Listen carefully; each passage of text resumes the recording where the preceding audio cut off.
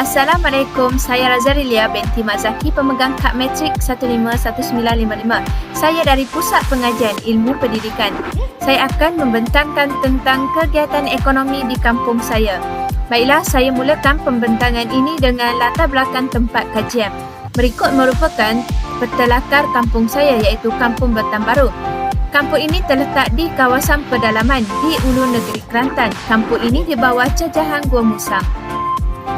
Walaupun kampung ini berada di kawasan pedalaman, kampung ini memang dominan mengadaptasikan diri mereka dengan konsep determinisme. Kampung ini telah mengalami perkembangan daripada konsep determinisme kepada konsep posibilisme. Perkembangan ini dapat dilihat dari segi kegiatan ekonomi. Gambaran kasar yang dapat dilihat di kampung ini adalah kampung ini diliputi dengan berbukit bukau dan diliputi hutan, iaitu hutan primer dan hutan sekunder. Terdapat pelbagai kegiatan ekonomi yang dijalankan di kampung ini, termasuklah sektor ekonomi primer, sekunder dan tertiar. Kewujudan ekonomi ini dipengaruhi oleh pelbagai faktor, iaitu faktor fizikal dan faktor manusia. Pendominanan kegiatan ekonomi yang dijalankan oleh penduduk kampung Bertam adalah kegiatan primer. Ini kerana faktor besar yang mendorong kepadanya adalah daripada faktor fizikal seperti faktor pengaruh bentuk muka bumi, iaitu mempunyai tanah yang beralun, bahan mentah dan sebagainya. Antara kegiatan ekonomi primer iaitu kegiatan ekonomi pertanian, perikanan, pembalakan dan pelombongan. Bagi kegiatan ekonomi pertanian, penduduk menjalankan kegiatan penanaman seperti penanaman getah, kelapa sawit, sayur-sayuran dan buah-buahan. Ramai penduduk melakukan kegiatan menoreh getah, memungut hasil kelapa sawit, buah-buahan dan sayur-sayuran. Hal ini kerana kegiatan ini merupakan sumber pendapatan utama di Kampung Bertam Baru. Selain itu juga ialah kegiatan perikanan di mana penduduk menternak ikan air tawar seperti ikan patin, tilapia, keli dan lain-lain lagi.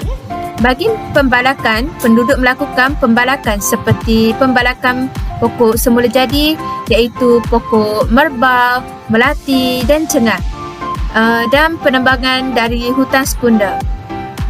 Pembalakan ini dilakukan untuk memenuhi permintaan di kilang pemprosesan seperti kilang pemprosesan membuat perabot. Akhir sekali ialah pelombongan.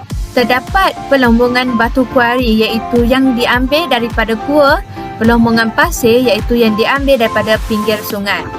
Bagi sektor sekunder pula ialah kegiatan perkilangan. Di Kampung Bertam Baru terdapat tempat perprosesan di mana tempat ini agak jauh dari kawasan perumahan. Kegiatan perkilangan yang terdapat di kampung ini adalah kegiatan perkilangan papang. Kilang ini melakukan pemprosesan kayu balak untuk dijadikan papan ataupun perabot, dan kilang kuari melakukan pemprosesan pembuatan batu kuari.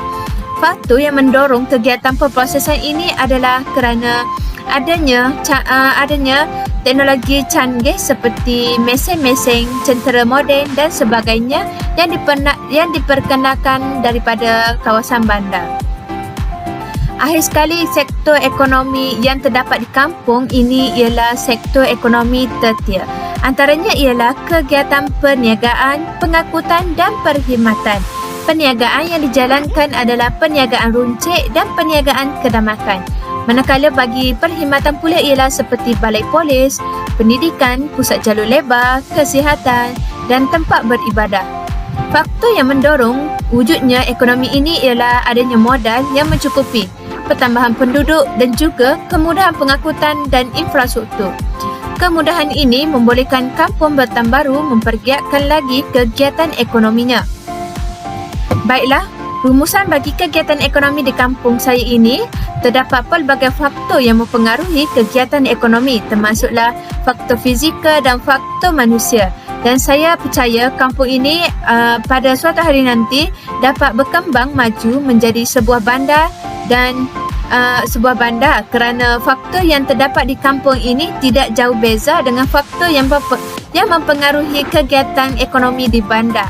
Itu sahaja daripada saya. Sekian, terima kasih.